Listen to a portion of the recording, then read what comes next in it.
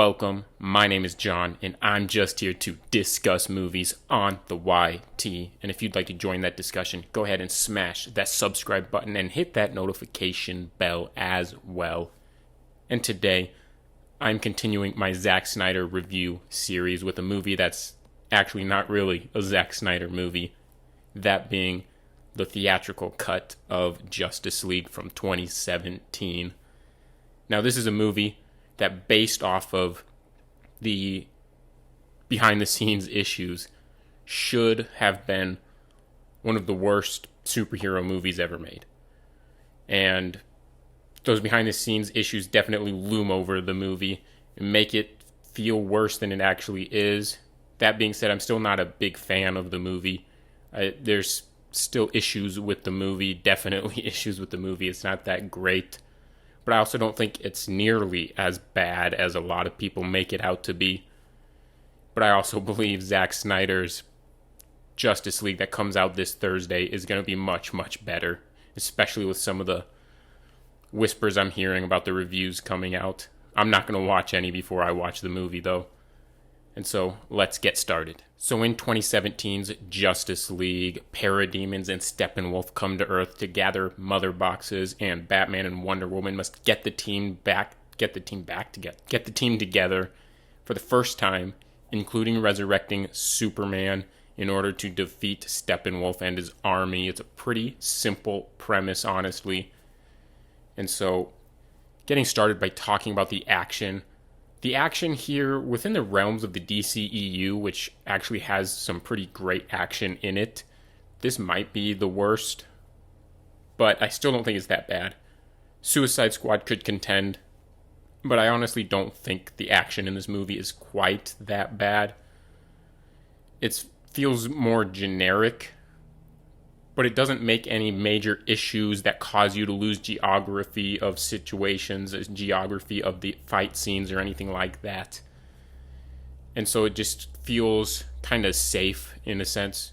And so moving on to the acting and the characters. The cast is phenomenal. I love the cast in the movie.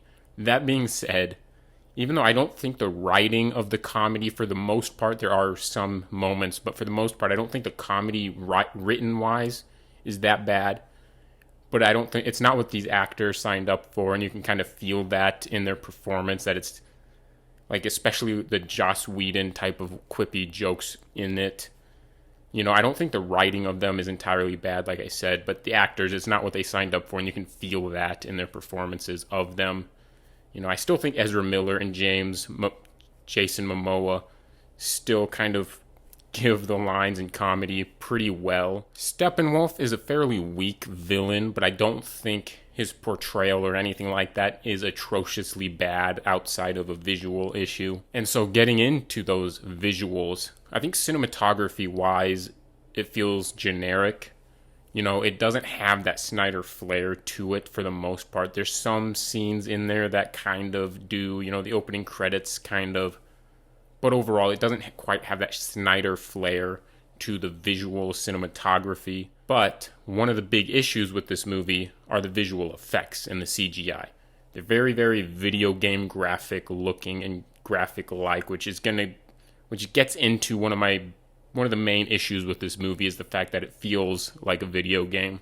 Getting into the story and the writing, it's a pretty straightforward story. It plays it mostly safe. It doesn't make any major, huge mistakes other than maybe the way they decided to resurrect Superman. I'm not the biggest fan of it, but I don't think it's quite as bad as the Doomsday and the way they brought Doomsday into BVS, even though I probably would put BVS ahead of this in retrospect compared to my previous ranking. But overall, I don't think the story is really that bad. I think it's a safe, straightforward superhero plotline. And even though there might not be much individual character development throughout, or psychological development, or emotional development, there is team development within the story.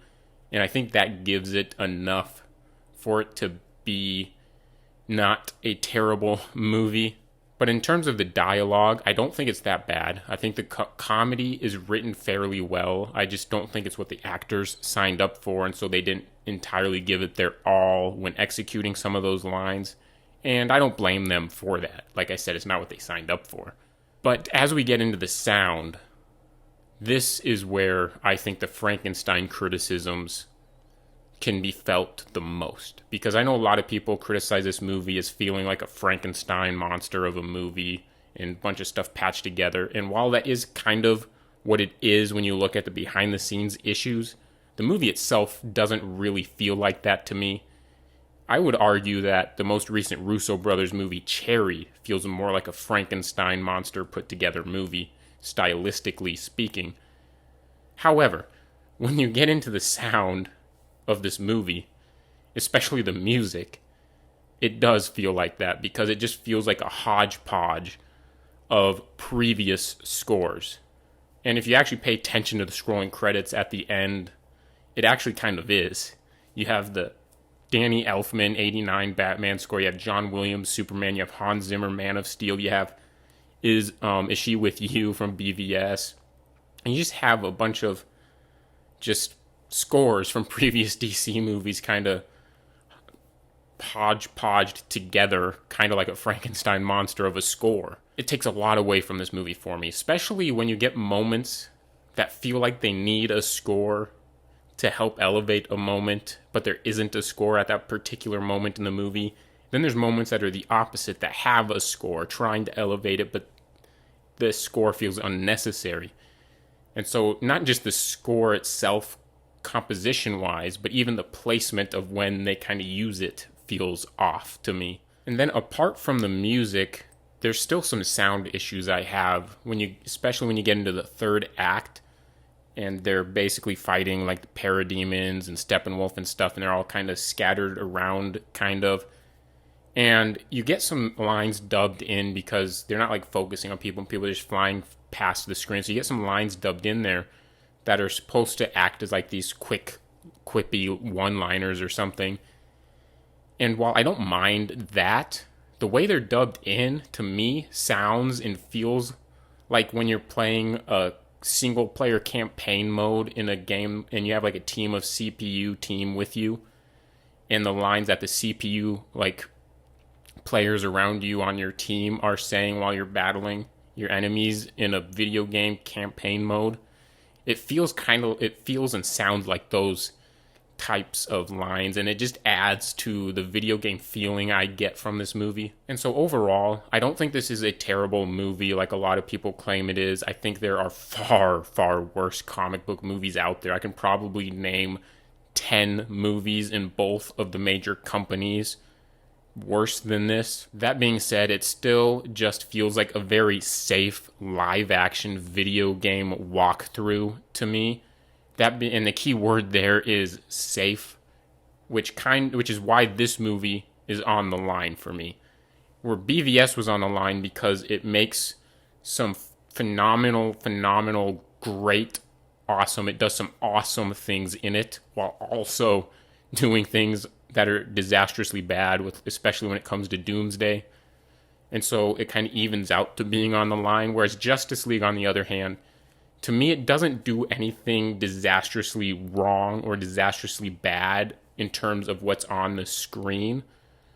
You know, behind the scenes issues definitely have disastrously bad things. But in terms of the movie itself, I don't think it does anything disastrously bad. It just plays everything pretty safe.